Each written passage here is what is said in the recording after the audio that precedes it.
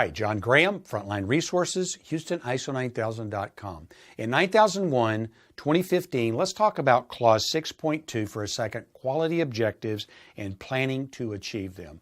Quality objectives are not new. They've been in ISO 9000 forever, back since the late 80s, but they have evolved a bit.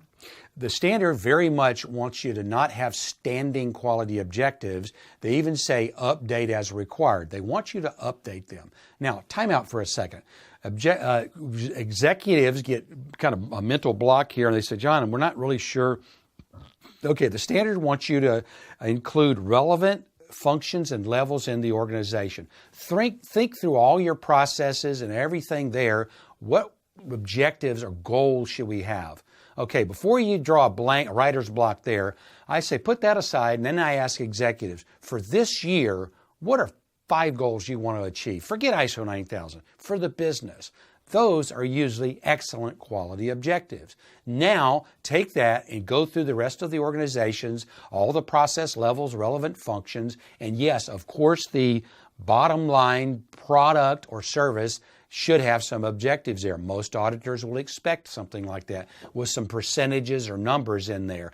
And then also some will be some completion goals like buy a new plasma cutter. Well, that's not a quality objective. Wait a minute. Why am I buying a plasma cutter? For precision of my products and creating customer satisfaction, reducing cycle time, that all is quality. So that has everything to do with the quality management system and your 9001 certification. So don't leave out things like that, but also don't leave out those with the numbers and such. Those are important too. I recommend you create a table, and if you look at the second half of 6.2, it clearly says identify each goal, the resources required, who is responsible for completing it, when it is to be completed by, and how it is to be measured. That's very easy to do in a table, and I call that the implementation of the quality objectives.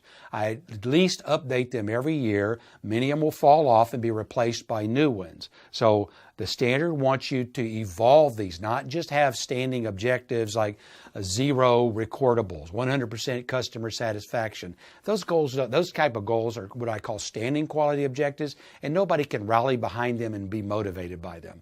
Now, once you create that table, and you need to communicate that to those who need to know. The employees, the standard requires that under awareness that they be aware of the quality objectives that they're responsible for. So think about the people that are responsible for those different areas and along with the resources, because they're usually part of the resources. So I recommend create a table, do it at least once per year, include the various areas, the goal, the resources, who's responsible, when is it to be completed by, and how it will be measured. Because the auditors from the registrar will look at that very carefully and expect that to be measured. And again, this needs to flow into your management review, which we'll talk about later.